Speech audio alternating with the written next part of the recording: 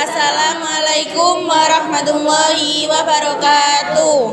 Kami dari kelompok 11 akan mempresentasikan tentang peninjauan hadis dari segi kualitas hadis yang akan dijelaskan oleh kelompok saya.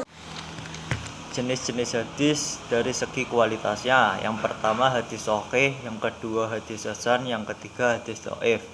Hadis sahih, menurut bahasa, kata sahih berasal dari dasar kata shahah yang berarti sehat, selamat, benar, dan sah.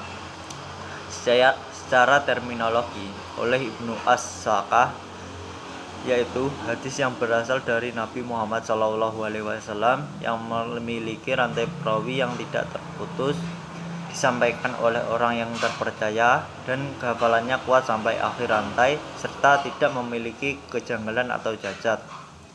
Syarat-syaratnya diriwayatkan oleh perawi yang adil, kedhaifan perawinya sempurna, antara sanad-sanadnya harus muttasil, tidak ada cacat atau ilat, tidak janggal atau syadz. Pembagiannya hadis sahih lidati. Hadis sahih lidati adalah hadis yang dianggap sahih secara intrinsik, artinya hadis tersebut memiliki 5 syarat atau kriteria yang telah disebutkan sebelumnya. Dengan kata lain, hadis sahih adalah hadis yang memenuhi semua syarat keabsahan yang telah dijelaskan. Yang kedua, hadis sahih li ghairi adalah hadis yang tingkat keabsahannya diperkuat oleh adanya keterangan atau riwayat lain, yang artinya keabsahan hadis tersebut dibantu dan dilakukan oleh informasi tambahan dari sumber-sumber lain yang mendukung, sehingga meningkatkan kualitas dan kredibilitas hadis tersebut. Hadis hasan menurut Imam Tirmidzi, yaitu tiap-tiap hadis yang sanadnya tidak terdapat perawi yang tertuduh dusta pada matanya, tidak ada kejanggalan, dan diriwayatkan pula melalui jalan lain. Syarat-syaratnya, sanad hadis harus bersambung, perawi adil dan memiliki sifat dhabit, namun kualitasnya lebih rendah daripada perawi hadis sahih. Tidak ada kejanggalan, artinya tidak menyalahi riwayat perawi lain yang lebih kuat daripadanya. Hadis tersebut selamat dari ilat yang rusak. Pembagiannya, yang pertama, hasan li dzati. Hadis hasan yang sanadnya kuat, perawi-perawinya terpercaya, tetapi terdapat kekurangan dalam matanya. Yang kedua, hasan li ghairi. Hadis hasan yang sanadnya kuat dan perawi-perawi terpercaya, namun matanya lemah dan tidak dapat diatasi dengan merujuk pada hadis-hadis lain yang matanya lebih kuat. Hadis dhaif secara bahasa berarti hadis yang lemah, yang sakit, atau yang tidak kuat. Menurut pendapat An-Nawawi, hadis dhaif adalah hadis yang tidak memenuhi syarat-syarat hadis sahih dan hadis hasan. Selanjutnya adalah syarat-syaratnya. Apabila salah satu dari 5 syarat-syarat hadis sahih dan hadis hasan tidak terpenuhi, maka hadis tersebut dinamakan dengan hadis dhaif.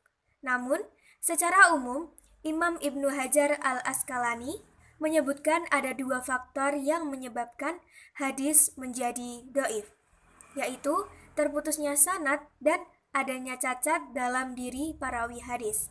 Selanjutnya, pembagian hadis dhaif dari sudut sandaran matanya. Ada 2. Yang pertama, hadis maufu', yaitu perkataan, perbuatan, atau takrir sahabat. Dikatakan maufu' karena sandarannya kepada sahabat, yang artinya terhenti pada sahabat, bukan pada Nabi SAW. Yang kedua yaitu hadis maqtu', perkataan, perbuatan, dan takrir tabi'in. Disebut dengan hadis maqtu' karena tidak ditemukan adanya qarinah atau kaitan yang menunjukkan bahwa hadis ini disandarkan kepada Nabi SAW. Baik, yang selanjutnya adalah dhaif dari sudut matanya. Hadis syadz, yaitu hadis yang diriwayatkan oleh para perawi yang sikoh atau terpercaya, akan tetapi kandungan hadisnya bertentangan dengan kandungan hadis yang diriwayatkan oleh para perawi yang lebih kuat kesikohannya. Yang terakhir adalah dhaif dari salah satu sudutnya. Hadis maghlub, yaitu hadis yang diputarbalikkan. Maksudnya dengan mutarbalikkan di sini ialah mendahulukan, mentakdimkan kata, kalimat atau nama yang seharusnya ditulis di belakang dan mengakhirkan kata, kalimat, atau nama yang seharusnya didahulukan. Yang kedua, hadis mudraj, yaitu hadis yang di dalamnya terdapat sisipan atau tambahan. Tambahan itu terjadi baik pada matan atau pada sanad.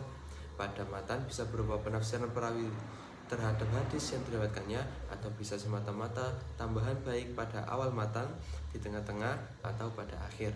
Yang terakhir yaitu hadis mushaf, yaitu hadis yang terdapat perbedaan dengan hadis yang diriwayatkan oleh orang thiqah, karena di dalamnya terdapat beberapa huruf yang diubah. Pengubahan ini juga bisa terjadi pada lafaz atau pada makna, sehingga maksud hadis menjadi jauh berbeda dari makna dan maksud semula.